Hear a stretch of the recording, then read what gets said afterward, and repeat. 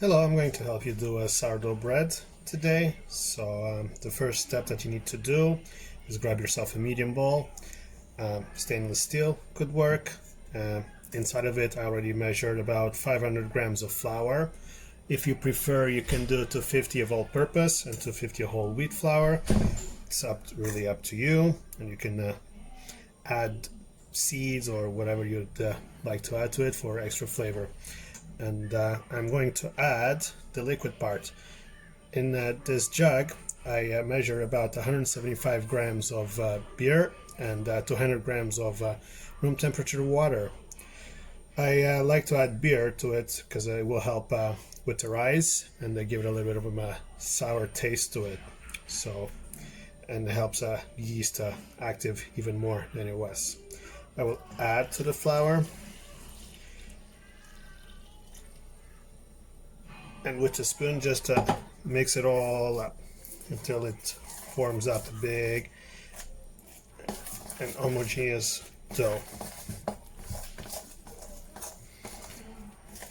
Doing that, this is the first process of sourdough bread making, which we will have to let it rest for about an hour before we add our starter and our salt to it. Delaying the use of salt in it will just help the gluten open up and start being active on the mixture,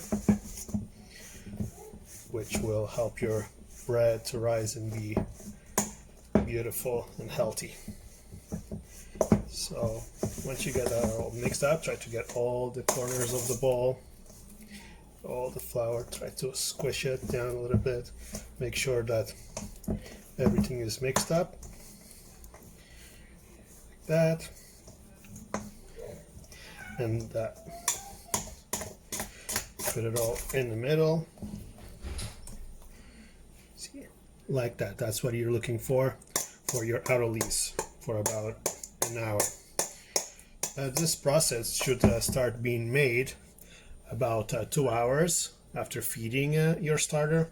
So around 2 hours to 3 hours, your starter will be the most active that you'll get. So see you in an hour. And don't forget to cover with plastic so it doesn't dry up. Just like that. And set your timer for 1 hour. So 1 hour has passed, and now we're ready to add the rest of our ingredients. By the way, I needed to mention this recipe that I'm showing in the video right here. It's a mixing of 3 different recipes that I experimented during a few weeks, which I came up with this recipe that I feel that it works very well for me. And you can throw anything at it and it will still get you the same end result.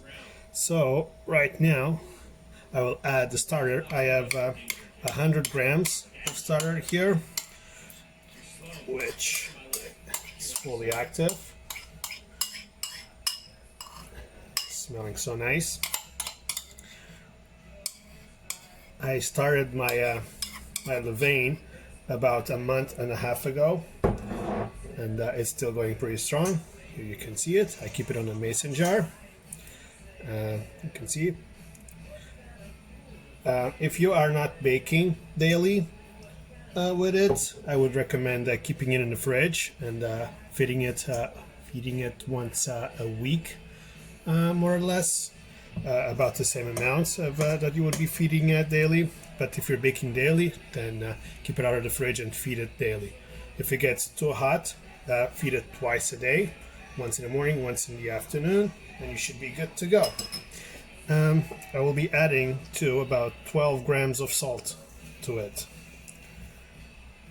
Then let's get our hands dirty. So you don't want to overwork it, so I'm digging underneath and folding up until I feel all the dough is fully mixed.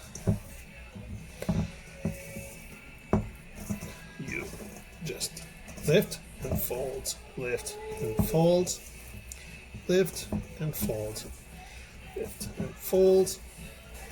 And you will be doing this process for about 2 to 3 minutes until you reach something like this. And then we will follow the same process in about half an hour. See you then. So cover it with plastic and let it sit for half an hour. We'll be following this process every half an hour for 2 hours. So that will help knead the dough, get it nicely blended, and we're working on that gluten on it. So see you soon. And we're back for this next phase of our dough making. I recommend wetting your hands so it makes it easy to fold it. So this will be a quick process. Just fold it in about 4 times, maybe 5 times.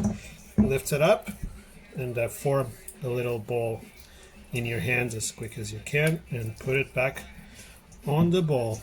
You'll be repeating this every half an hour for the next hour and a half. So I'll see you then.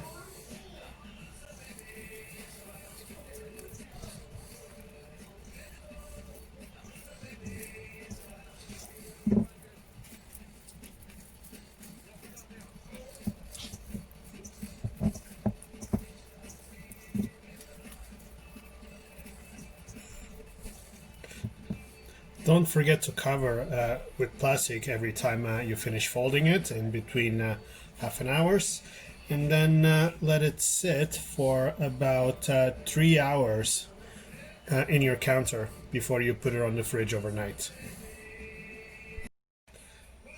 So 7 hours has passed since my last fold, and as you can see, there's been some rise to it. There's some wiggling it, so that's pretty good.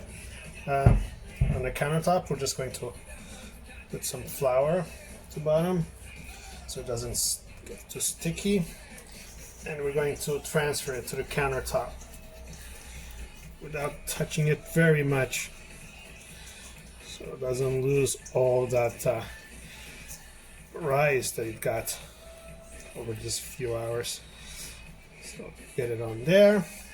Once that's in there, we're going to kind of stretch it a little bit like that. Then we're going to fold it like this and this. Keep going like that all the way to the bottom.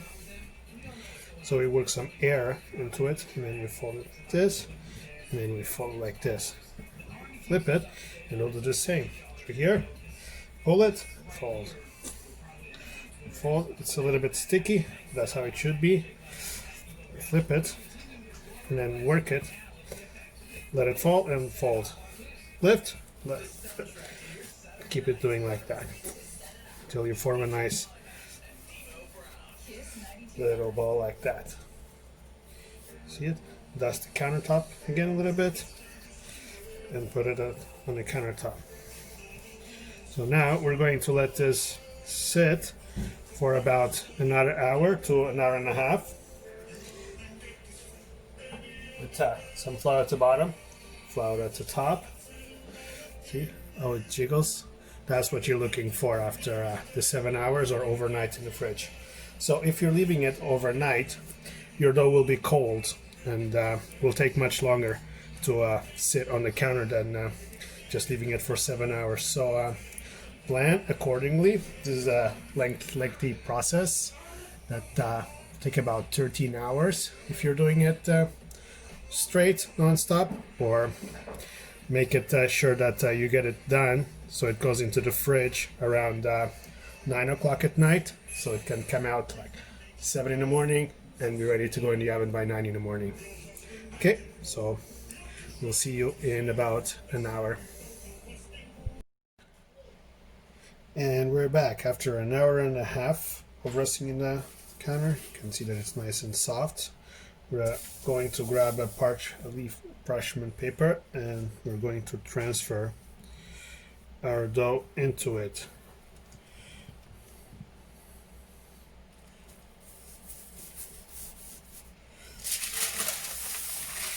In there like that, and we keep the round shape to it.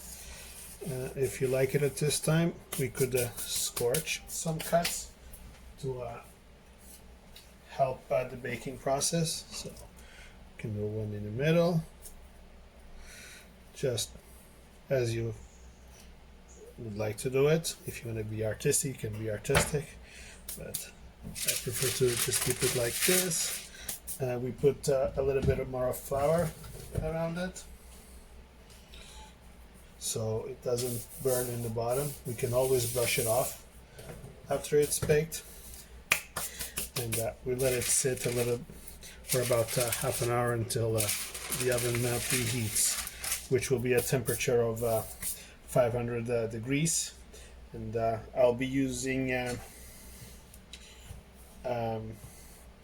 deep pot, or what do they call it, a Dutch oven pot for the dough, so it cooks and steams inside. And I'll show you the end result in a bit. See you soon. With the oven preheated 500 degrees Fahrenheit, and the Dutch oven pot preheated as well, we get our dough inside in the middle. Cover it with the lid and goes into the oven for about 40 minutes with the lid on. So after 40 minutes in the oven, we remove the lid. Check it, looking pretty good, and goes back into the oven for another 15 minutes without a lid on. So 15 minutes has passed and the bread is ready to come out of the oven. Oh, what a beauty. We'll get to see it in a couple seconds. Just getting this out so I don't burn myself. Here we go.